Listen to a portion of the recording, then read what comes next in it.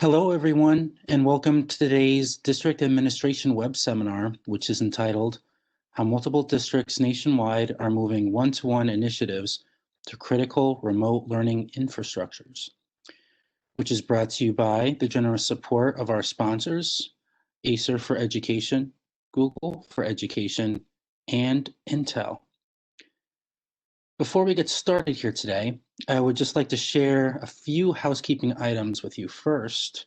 For technical support, please use the chat panel, which you can find on the right side of your screen, then select on my name, which is Stephen Blackburn, and type your message to me if you're having any technical issues.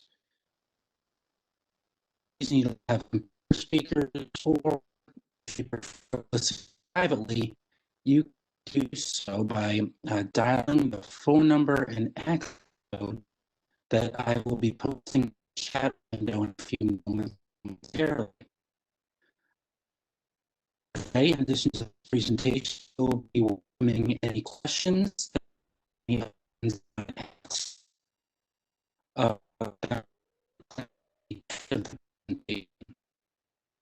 to submit a question to presenters, see the Q&A at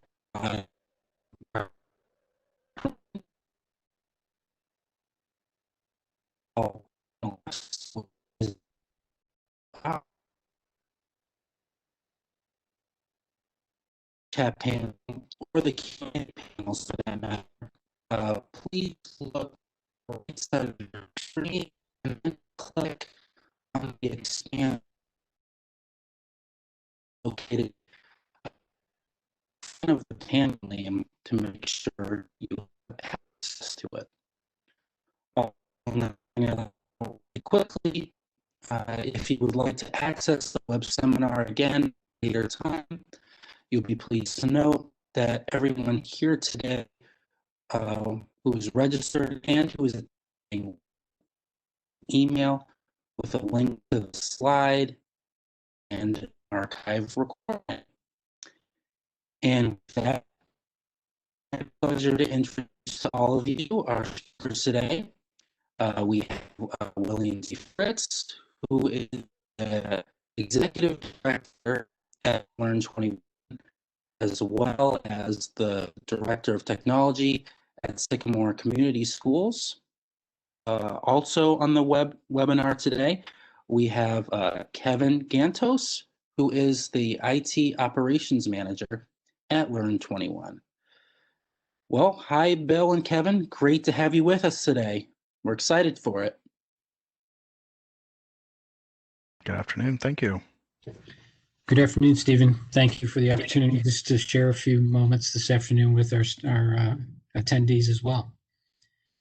So that said, thank you for being on the call this afternoon, those who are on the attendee list. And Kevin and I really want you to walk out the door today with an understanding of what we've recognized over the last 6 to 8 months and working with schools for the last 25 years about the shift that's happening with moving one-to-one initiatives to critical remote learning infrastructures.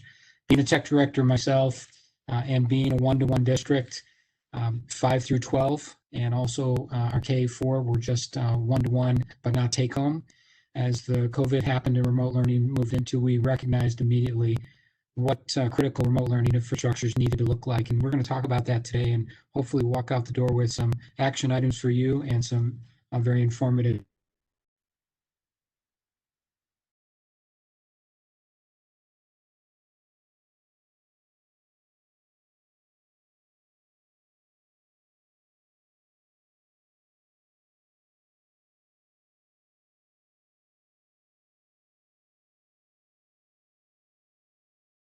Forth. We'll talk a little bit about that. We'll talk about what happens when it changes to what does it look like a critical infrastructure and how do you sustain that? And then we'll look and talk a little bit about total cost of ownership.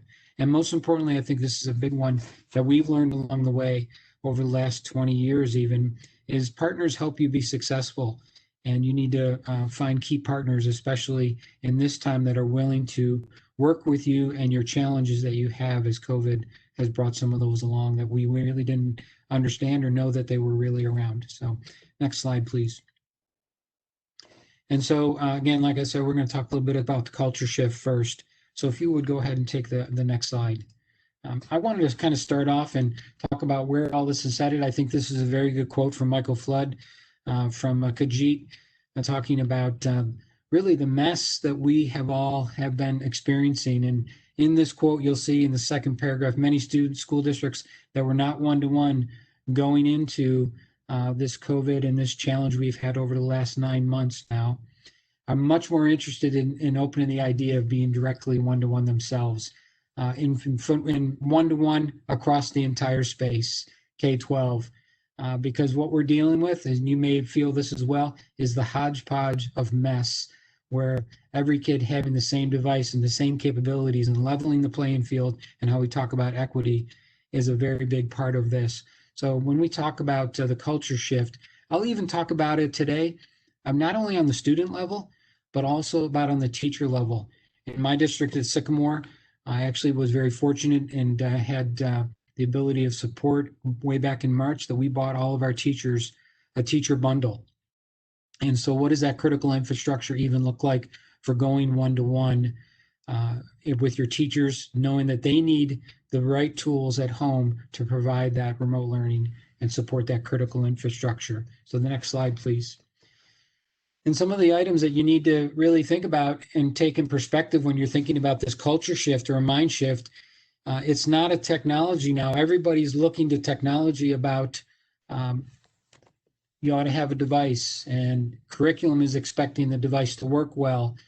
Parents, students, being remote or being face-to-face or switching back and forth have changed their perceptions. If you notice this from Project Tomorrow, some of the little research that I wanted to share with you, parents are changing their perspective as well about online classes. You can see in this one stat, they agree that online classes are an optimum way for their child to develop skills. There's a before and an after.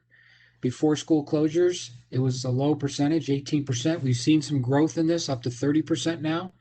You're also noticing that effective use of technology and learning has grown from 32% before the closure to 53%. So there's some changing perspective about parents. And I believe, and we all know that whenever this COVID slows down, we're still going to have an opportunity to be in a one-to-one critical infrastructure, being ready. I'm always talking about being ready for what happens next. And our students' perspective has changed as well about watching online videos. An interesting one. It really hasn't grown a whole lot. It tells us that synchronous and asynchronous instruction is very much a part of what we're talking about as part of that critical infrastructure. And it's not all about watching the videos. And then you also look at online collaboration is up. So we're seeing these devices. So I know Kevin's going to take the next few slides, but I really need to talk about when we move into this critical infrastructure, a lot of us as tech directors or ed tech leaders, when we picked a device, for a pedagogy that wasn't the pedagogy that looked like today. We picked a device that I was going back and forth with that device to school, and that has changed us. So we'll talk a little bit more. Kevin, and Stephen, if you'd like to change the next slide. Sure. Thanks, Bill. You can go ahead and go next slide. So as we kind of dig into the idea of critical infrastructure, and as Bill was saying, it ultimately, on the surface, I'm going to talk about things that are probably fairly common, fairly familiar to you today. We're going to talk about hardware. We're going to talk about that support team and just the idea of implementation. And these pieces ultimately aren't any different with making your one-to-one a critical piece. It's really, again, it's about that culture shift. It's about that mindset change and really just kind of thinking through how important these components are. They're no longer just, either a nice to have or a piece that's kind of attached on to teaching and learning, but they really truly become almost the cornerstone to making sure that teaching and learning is possible. So as we kind of look through these, we'll touch on hardware, and we'll touch on what does it really mean to have a good, strong support team, both for remote support and for building level support. And then ways to think differently about implementation and how some of those aspects can actually overall improve the quality of the service that you're providing to the students, the teachers, and the families, but then also looking at how does it actually hopefully lower to a degree the stress and the demand that's put on your team. If you want to go next slide. So starting with just the hardware. There's components that are both in building infrastructure, such as your network switches, routers, access points that are important in your overall internet connectivity. Depending on how your teachers are teaching, whether they are in the classroom teaching or if they're teaching remote, you may find that your bandwidth requirements are greatly increased, and that can go all the way from the pipe, the internet connection outside, all the way through to the classroom. So if you have every teacher now doing some sort of live or semi-live streaming, or even just video recording and publishing out to sites like YouTube, there's a lot more kind of immediate demand for bandwidth that's going to start to go through your environment. And then if you've got students that are using more online resources in the classroom, that is a great big increase as well, in having to kind of challenge and work with those.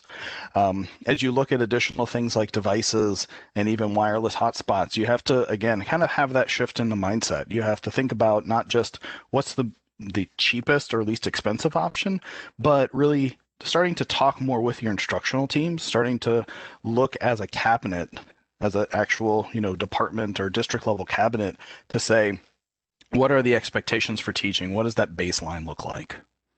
What are the capabilities or capability requirements of the laptop device that the student has? What is the capabilities or devices, if you talk about that idea of kind of a teacher bundle? Do they need, a highly powerful laptop? Is a Chromebook sufficient? Do they need more powerful devices such as a Windows or Apple device? Are they needing additional accessories or other pieces of hardware for good audio quality, good video quality? Those are all pieces that you almost have to start to paint a picture of what does good online teaching look like, and then what are the actual resources that those teachers are using? Are your devices powerful enough to do those things? Teachers who are teaching remote, are they teaching where every student should see each other, and therefore they should go through and the student device should have the capability to present or project every student's video as part of that? I know, Bill, you had kind of a story around that at Sycamore. I thought maybe you'd like to share.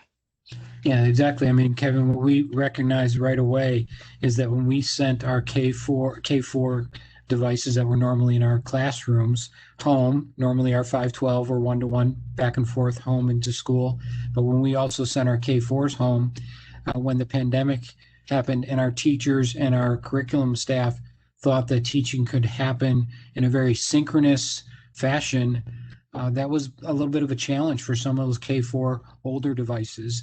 That worked very well in the classroom, and we all had to step back and look at where are our assets, what assets are going to be with our virtual classroom students, and which assets are going to be with our face-to-face students. At our school district, our parents had the choice of going face-to-face 5 days a week or being virtual 5 days a week.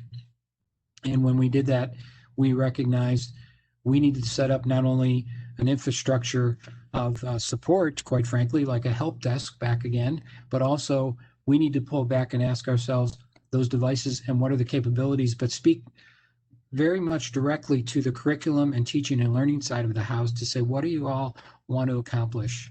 Is that really doable? And then we actually talk together around what are good online learning standards? What are good online teaching look like? And does that match up with what you're talking about? And can the devices today support that? And Kevin, back to your question or your thought is about the infrastructure. What does it look like in the future for us? I think we need to be very strategic, all of us on this call, about how we're talking to our curriculum and technology teams around what are we trying to accomplish in the future, and are we right-sized with the device? Thanks, Bill. So some of the other things, just to share a few other analogies, working with some of the larger schools that we've partnered with, such as Boston Public and Elk Grove in California, just having conversations with them through some of the consulting we've done and some of the implementation support, we found that having a really good partnership, and we'll definitely dig more into this, of a company that can provide you with that breadth of assets, the breadth of different types of hardware devices. And Acer was a great example of that. They were able to come alongside and collaborate with us as we were working with Boston and Elk Grove to really find assets, find laptop devices, Chromebooks, that really worked well for their needs. And so just as you're kind of thinking through all of this with the hardware and what you're looking to purchase, really finding those partners is equally as important as finding that right price, because the price for a device may not, or the partner rather, may not provide you with the least expensive device, but if that partner's there to kind of work with you and really help sustain this infrastructure long term, that's always more important than just finding the cheapest options. And Kevin, I would say that as you're talking about cheapest devices, I think this is a prime opportunity this year for our staff at the cabinet level to talk about if we're a district that always tries to go to the lowest price, really to reflect back and ask ourselves, what are we trying to accomplish?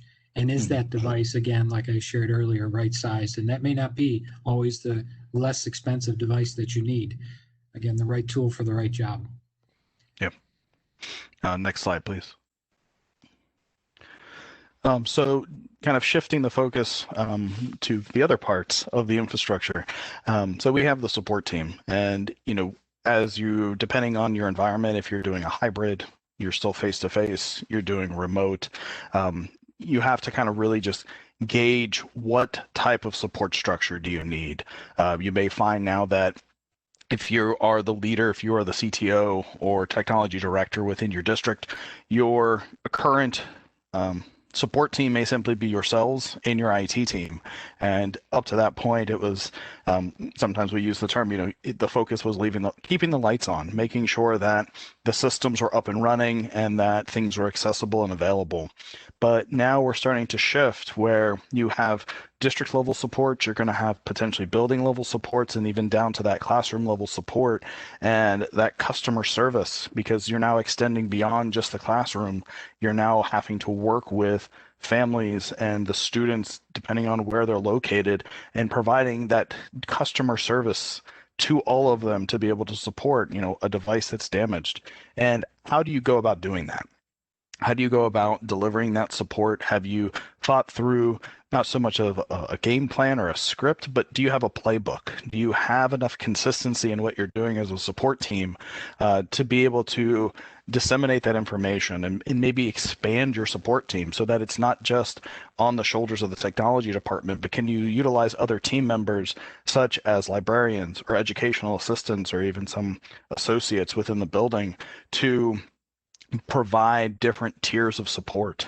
Just as an example, we've had some districts where their librarians and their educational assistants in the library, they serve as tier 1, so that the technology team isn't necessarily wrapped up in the day-to-day, but that team is trained on tier 1 problem-solving skills. They're provided with tasks or a playbook around how to triage a device, making sure that it's charged correctly, how to even do, for things like Chromebooks, do power washes of the device. And then just providing them with good basic troubleshooting skills. When it comes to implementation, that's kind of a big umbrella term. That's real easy to get lost in. But through your implementation, are you looking at having the right types of tools in front of your staff? Do you have the right type of tools, again, to bring that consistency, that standardization, and that process? So whether you're a district of 1 building, 3 buildings, 10 buildings, or possibly 100 buildings, having that consistency in the tools that you're using, that playbook around how to support and escalate issues, having some key integrations potentially with third-party systems to provide a more seamless and smooth experience for your staff. Those are all important pieces, because the more consistency you have, that lowers the workload of your team. And then as issues do come up, it doesn't have to be I don't want to say a fire, but it doesn't have to be a critical conversation. It can be something that, once you've addressed the issue, that's something that can be disseminated and shared across all of your staff and all of your teams.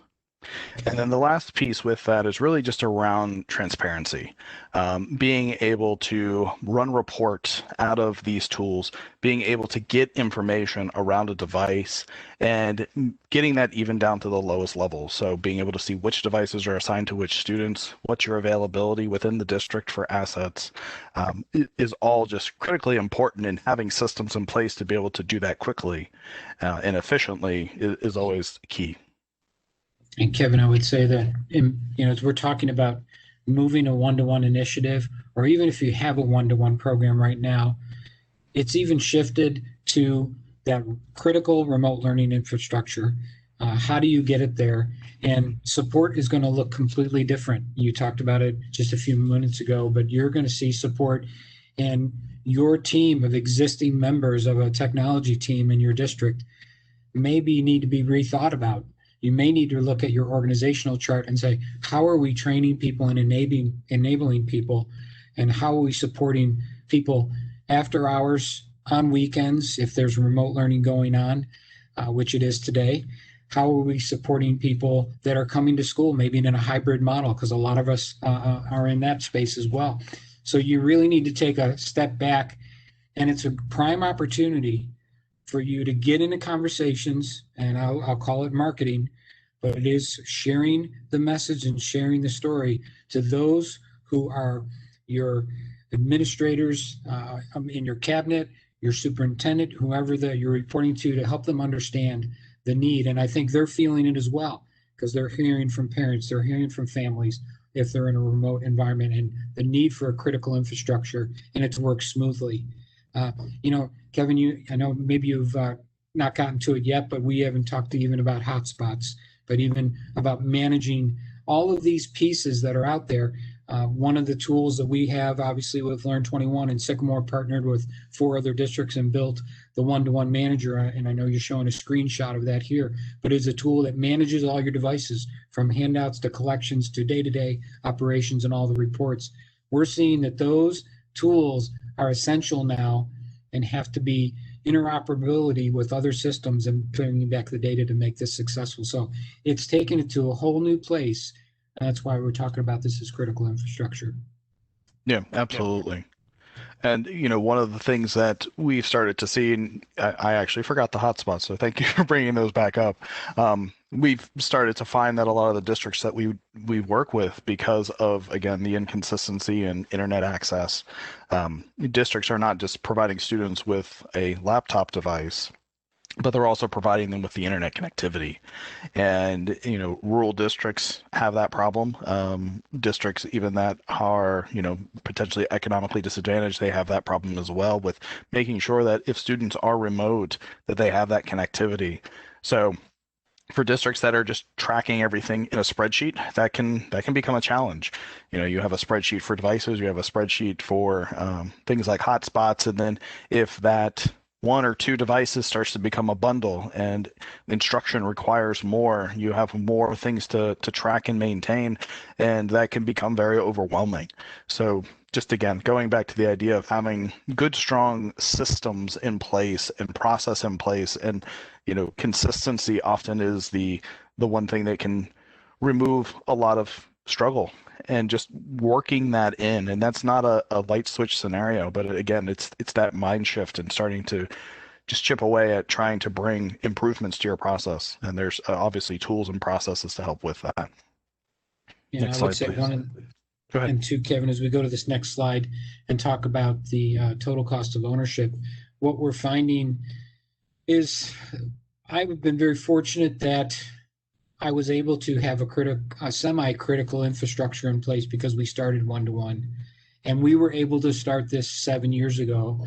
What we have is a lot of folks that came to us at Learn 21.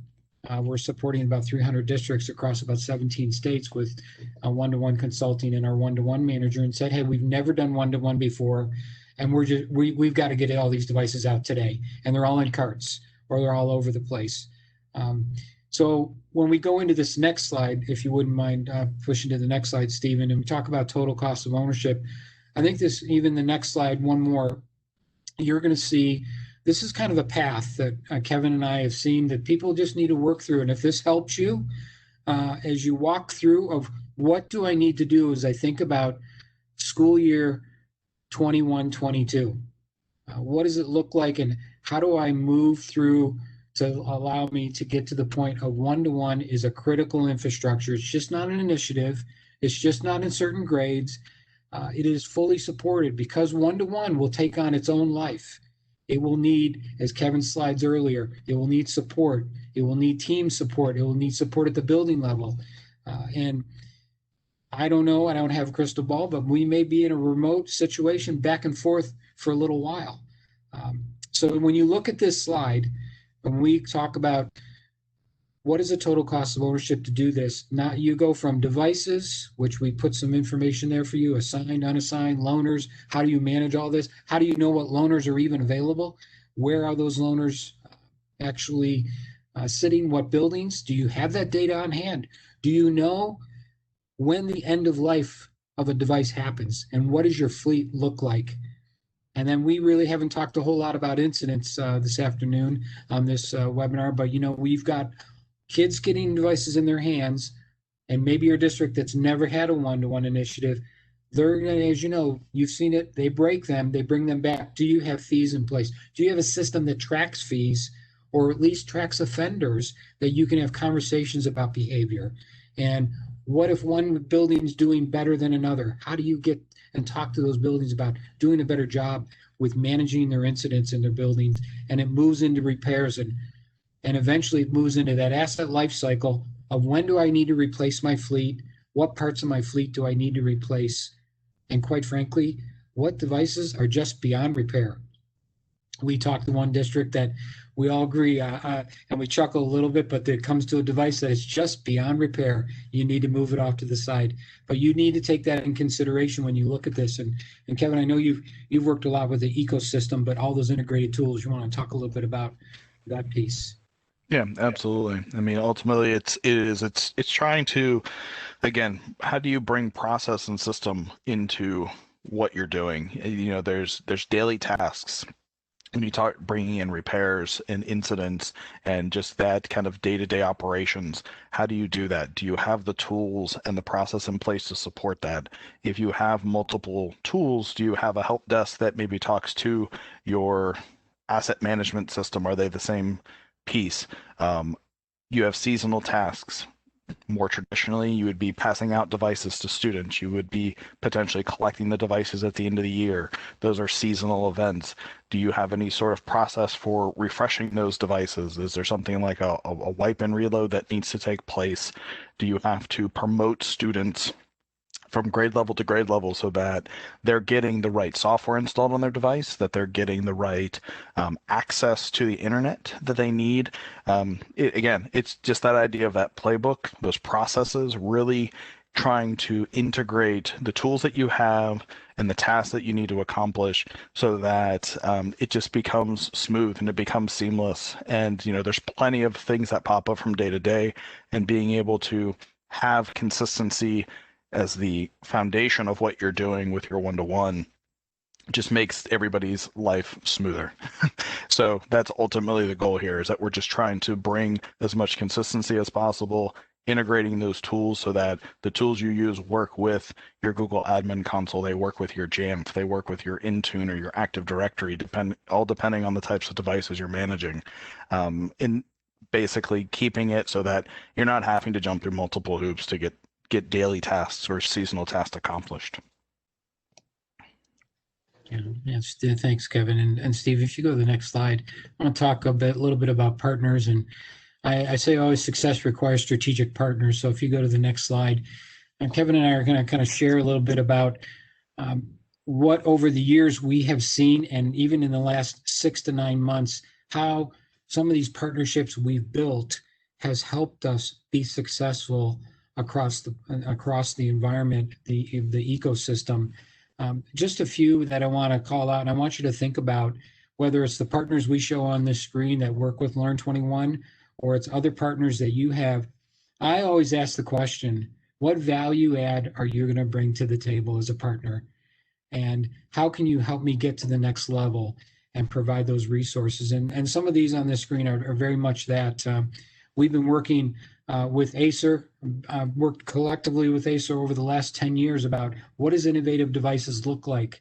InfoCase and the Case Company, I would tell you that I would nudge everybody on this call to look at, are you considering what smart cases are? What is a smart case? What does it give you? What does the case of the future look like? And is it right sized? Been in a one-to-one for 7 years.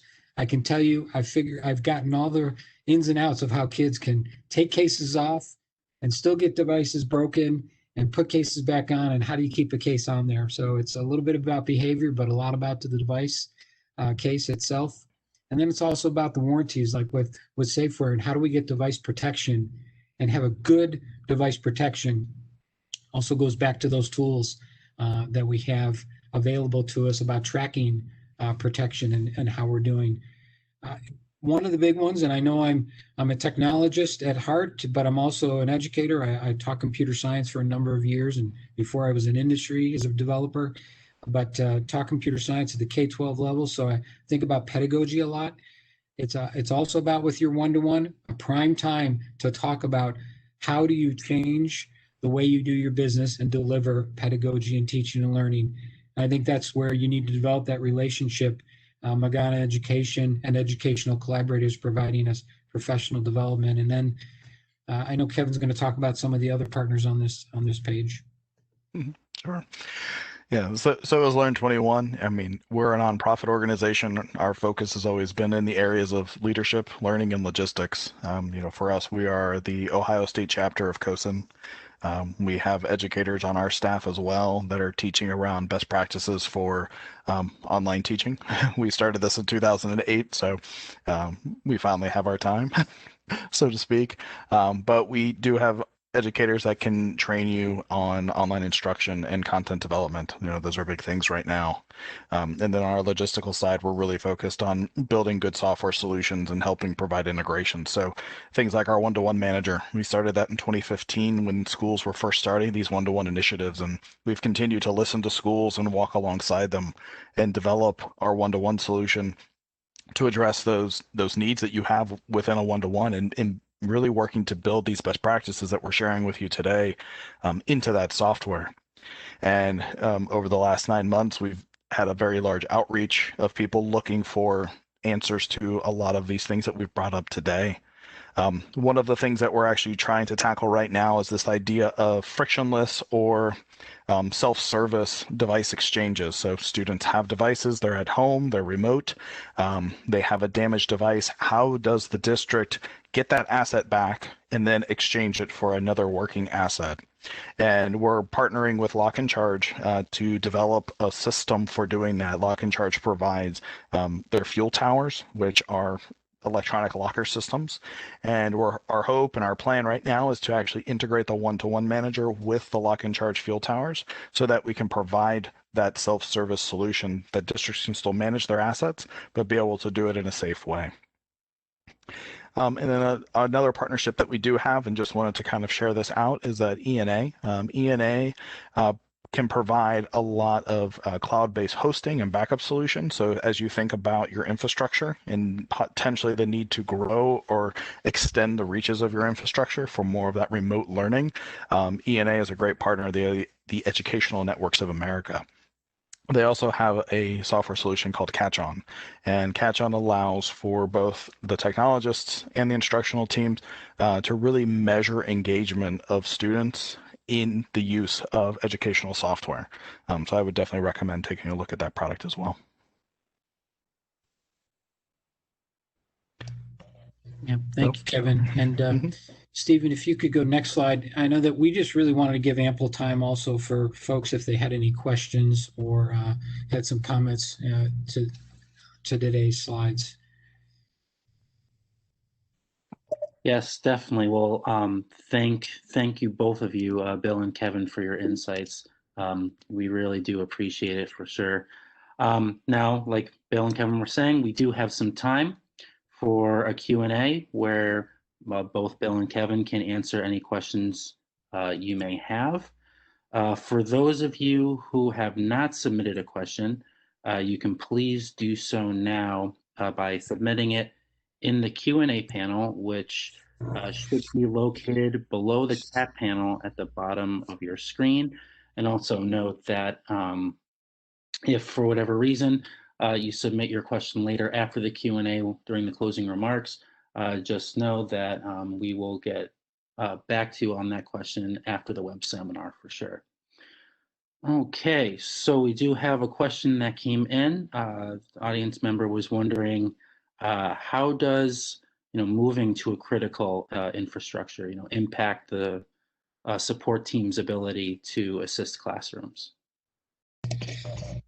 Yeah, I'll talk a little bit about that since I'm in the weeds on it every day. Our challenges have been, how do I move my technicians around to come alongside our teachers in our district who are both teaching virtually and also teaching face-to-face? It has been a challenge. I've been very fortunate that we were in August, as we were planning to go to August, when we knew we were going to go and do a 60-40, actually 60% face-to-face and 40% virtual. I had the supports of our administration to add another technician to my staff, and we took it on as we don't know what next year is going to be after this, but at least we said this year we would move towards that. So we responded in two ways. We responded in one, getting some additional staff now, and that in a technology way, that this person is also a hybrid. They're more of a tech integration person. I think that's where the need really has arisen, quite frankly. And we're seeing ourselves also putting that tech integration person on our help desk calls as well. So splitting some time. So you may have been in this situation like I have. We had a help desk phone number a long time ago and a help desk email that you could submit tickets. We closed the help desk email or phone number down a number of years ago and just went strictly to a ticket system. But we've re-enabled that. We've re-enabled the phone number, so we have supports during the day.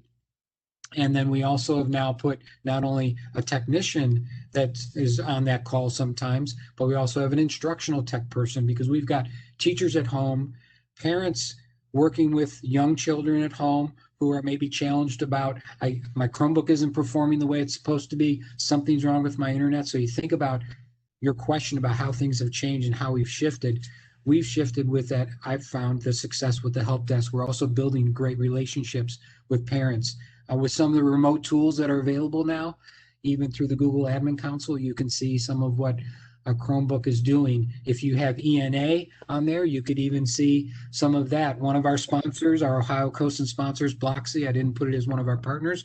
We actually can see the actual screen that the student is on and what they're doing. Maybe they have 20 or 30 tabs open while they're trying to do a video or a meet.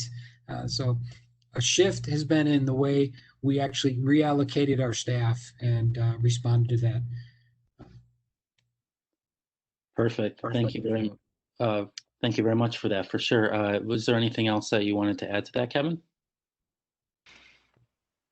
No, actually, Bill summed it up quite well. Perfect.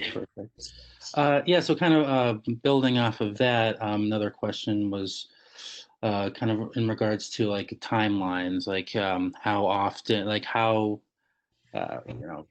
especially the smaller sized school districts, like moving from like and evolving their infrastructure. Yeah, when you talk about a timeline, I mean, I've been very fortunate that we started 1-to-1 7 years ago, but I'm also very understanding too. A lot of people, a lot of schools have been came to us and said, I've got to move tomorrow, and what do I do? And where do I prioritize my time and my monies? And it is a big question, and it's a heavy question, because you think about pedagogy and you think about training, the cultural shift of the staff using devices in a good way, as well as how do you have the dollars to actually purchase the devices and get the devices in place. So a timeline, as I think we shared a couple of slides back, Stephen, was just looking at that total cost of ownership and that structure. But I look at as a timeline as what are those low-hanging fruits that you can get to today? And it's going to be even for planning for next year, planting the seeds. Timeline to me is planting the seeds of getting the structure of devices in place. That's a very crucial element. And I think, but just not any old device. It's really about having a conversation with your teaching and learning side of the house, saying, what is it that you want to accomplish? And I'm not a big fan of streaming synchronously all day long. I believe there's a good blend. The national standards talk about, asynchronous and synchronous. There's a good healthy blend of that, and looking at the right device for that. So the timeline to me is about the devices. I believe also the right now today, now that we're already in December, is having the healthy conversations with your administration, your cabinet, to help them say, look, we're all in this. Do you see what's happening? We need to get on board and get on the same page and start planning right now to get those devices. I know I've had conversations, Stephen, with even the Acer folks about what about the availability, as we all have seen in the news, availability of product, of devices. And I think that's the healthy conversation you need to have right now as well in the timeline around when will devices be available, how many devices will be available, what type of device will be available. The earlier, the better to start getting all that in place. I don't know if Kevin, you had any thoughts also about that with infrastructure. I mean, right now with one-to-one manager, Stephen, I'll say as a nonprofit with Learn 21, we're giving the one-to-one manager away for free for the rest of the year, and year meaning school year. And we're trying to come alongside, and we're been blessed with our organization being nonprofit that we could do that. So we've done those kind of things to help people get ready for next year and the year beyond that, whatever it may look like. Mm-hmm. Yeah, the pieces I was going to add kind of in line with, a lot of the districts that we've worked with, between the fact that devices are just now starting to become available and, just having the dollars in place to do it. We've seen a lot of districts are taking existing carts and they're working with the devices they have. So it does, in the short term, present some challenges around how do you get move to a one-to-one infrastructure. The factors of face-to-face versus remote, and again, going back to the idea of identifying what is important to be able to achieve the instruction that's required. You may have devices in different grade levels that work well for what you're trying to accomplish, and you start where you are ultimately. And then looking at the life cycle of those devices that are 1, 2, or 3 years old. If you need newer or more powerful devices in the higher grade levels, can you then, after year 2 or year 3, where there's still life in those devices, can you move it down into an elementary level where maybe you don't need as many, working assets? Prior to COVID, they could have even been potentially shared, but being able to kind of maximize the life of those devices is all part of that life cycle piece, and really just kind of thinking through that. And, again, it's not a 1-year solution, but trying to just slowly provide those improvements as you can is always important, and looking for where is the largest demand and then working that up. And then again, finding maybe those ebbs and those flows or those seasons of device life and how you can repurpose them to maximize the dollars that you have in your budget. Yeah, Kevin, you remind me of my famous mantra is replace, reallocate, and recycle. I'm constantly looking at, when I replace a device, where am I going to reallocate those devices that I just replaced?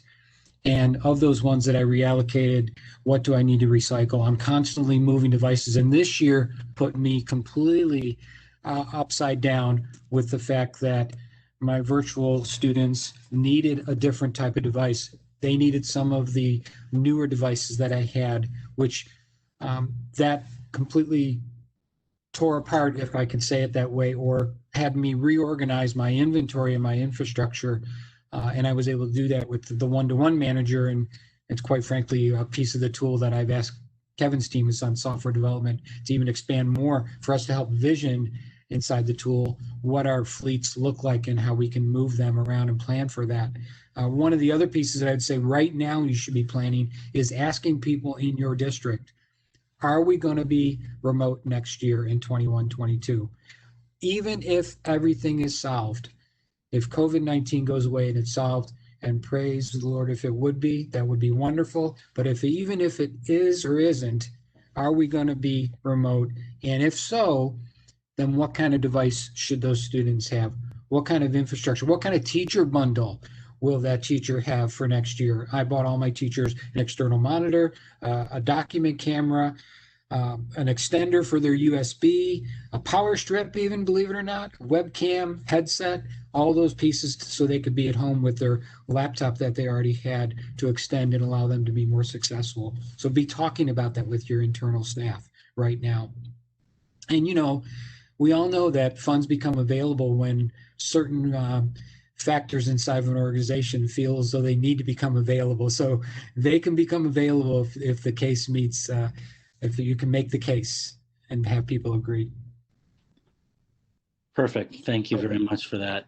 Were you going to say something? I'm sorry. I'm good. Thank you.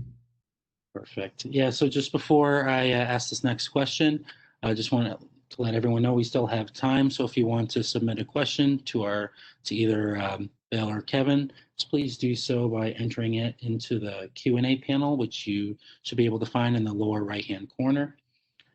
So this next question is about how to, like, what are some of the best policies for one-to-one for special ed students? Do you have any guidance there? Yeah, I'll talk a little bit about that as well. One of the biggest areas, you put out a very challenging question. It's one of the biggest areas that are the challenges. We have found the best success with actually enabling our educational assistants to have devices as well. Normally, our educational assistants did not have devices. When I'm talking about a device is an educational assistant versus a teacher. So you've got a teacher with a device serving that special needs student, but at the same time, an educational assistant now, when they were in the classroom, they didn't have a device. They were basically face-to-face. They were in the classroom working with a student. We've given those educational assistants an actual laptop Chromebook, and they're supporting those students remotely. And that has been the most success. And knowing with some of our student dashboards that we also have underlying inside of our district with Sycamore, that these educational assistants can then be part of that conversation, see that information, that child, support that child remotely, and also touch base with them and support that teacher. So I know that's something that we haven't had in the past. We sat with our special ed and we said, how can we provide those services? I want to kind of piggyback. It's not so much special ed, but it's also about, we did an initiative as well in our district around what are those special needs in general of families, not only on a student level, but on a family level, of asking of them how is your internet at home and how can we support you with a hotspot. So in general, we looked at special needs, not only as the special needs students, but also the special needs of any family. But specifically to this question, I felt like the success was around giving the EA, educational assistant, a device of their own, which a lot of us may not have had in the past. Perfect. Thank you again. Yeah, as you said, that was a difficult question, but that was very good. So for this next question, this person was asking, and I know you brought this up earlier, Bill, about difference between synchronous and asynchronous, and there was you mentioned a healthy blend between the two. But is there any way you could elaborate further, like how much of a blend? Like, is there one that you prefer or the other? And Yeah, and I've read a lot of research. Actually, Kevin and I and our Learn 21 nonprofit team, it's kind of where we cut our teeth in actually developing online courses. We still do it today and and in fact, we supported an online school for the last number of years. In fact, we provide a teacher. So I've got some experience in that respect, but what is challenging, I will tell you, is that I believe what I've seen across a lot of schools and even in my own is to say we were face-to-face, we were delivering instruction, we went remote, we want to just do the same thing. That means we want to do synchronous, and people called it streaming, right? And you may call it live streaming, that we want to live stream every classroom. And I pushed back and I asked the question, do you want to try that yourself first? I think you should. And that you should go ahead and sit 4 or 5 or 6 bells of a day and having live streaming, even with stream breaks. I believe that could be very challenging, where I'm very fortunate that I also have my wife teaches second grade. When she did remote learning, her and I talked all about having a nice blend of asynchronous to give the teacher the ability to manage their day more effectively and actually have small group sessions live. And it also, for school districts, allowed them to leverage their devices, whether they be a little older or newer. As you know, if you look at some of the statistics and specifications, some devices can't really handle 10 or 12 or 15 or 20 students on a live stream in a Meet or a Zoom meeting or whatever it may be. They don't perform well. And yet at the same time, I think we have an opportunity to say, you know what, if you wanted to, you could go ahead and read that chapter book, that one chapter, asynchronously, record it, give it to your students, let them reflect on it, and then meet in small group lessons where you make personal connections. And I think we've heard that too, that the remote learning has sometimes, it's not as personal, and yet asynchronous and synchronous, the blend of that during a day. If you think about the day, that I could give some asynchronous learning and then allow me to, during the day, spend time with my students in smaller groups and get to know them, and then maybe have one collectively larger one. So that is kind of what I was talking about, Stephen, that kind of that blend or that juggling of when I do asynchronous and synchronous. And I think it is about the culture in the district. You do have to manage what your Board of Education and your families out in your district are asking of you. I get that, but I believe it's very much helpful for a teacher in the stressful environment that they're in to incorporate quite a few asynchronous and be very effective with it. And if you look at the national standards for online learning, it speaks a lot about the research around that is supportive. Perfect, thanks. And kind of this next question kind of follows on what you mentioned about campus culture, for example. So in this particular instance, this district was wondering, about how they currently have online learning in place, and the administration wants to focus more on in-person learning once COVID goes away. Like, is there anything that you suggest with trying to push this forward of trying to improve one-to-one learning rather than just keeping it to what it is now? Yeah, I would hope, and that's where we have been talking about already, and I've been asking them in my administration and my cabinet, I've been nudging them to say, is this really a one and done? Being very transparent on this call, I asked them, is this really a one and done? And, I think a lot of us would love to say, yeah, we hope it is. Kids just come back. However, we talk a lot about, and we talk always about student voice and choice, and what a great opportunity for diversity and diversification in learning, because not all, as we know on this call, not all kids learn the same.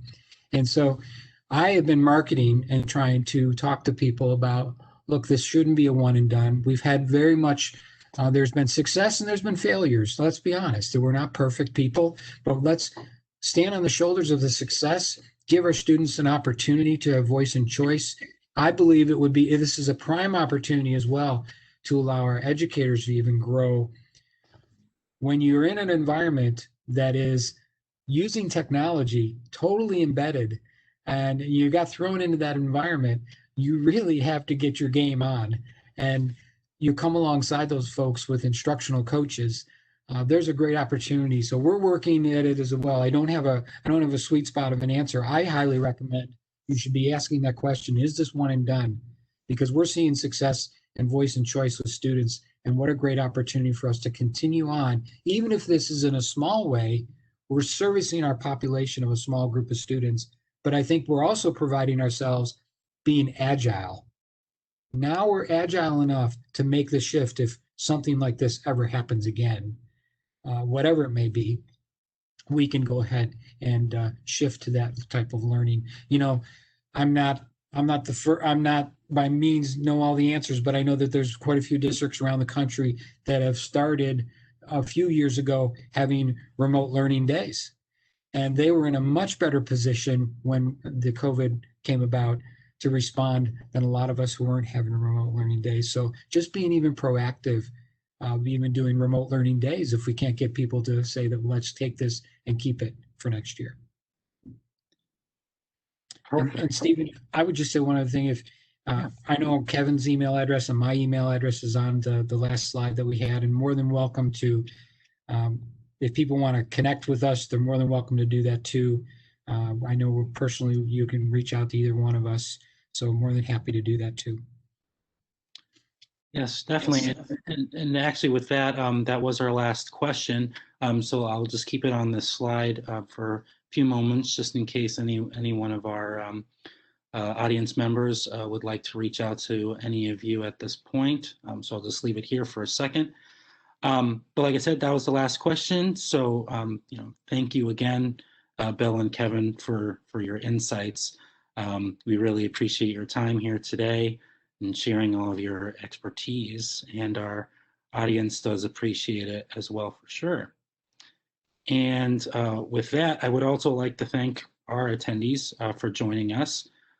For those who enjoyed our presentation, there are many more upcoming web seminars like this one that are provided by us here at District Administration, which is the leader in editorial coverage of news and trends, and in addition to current issues in K through 12.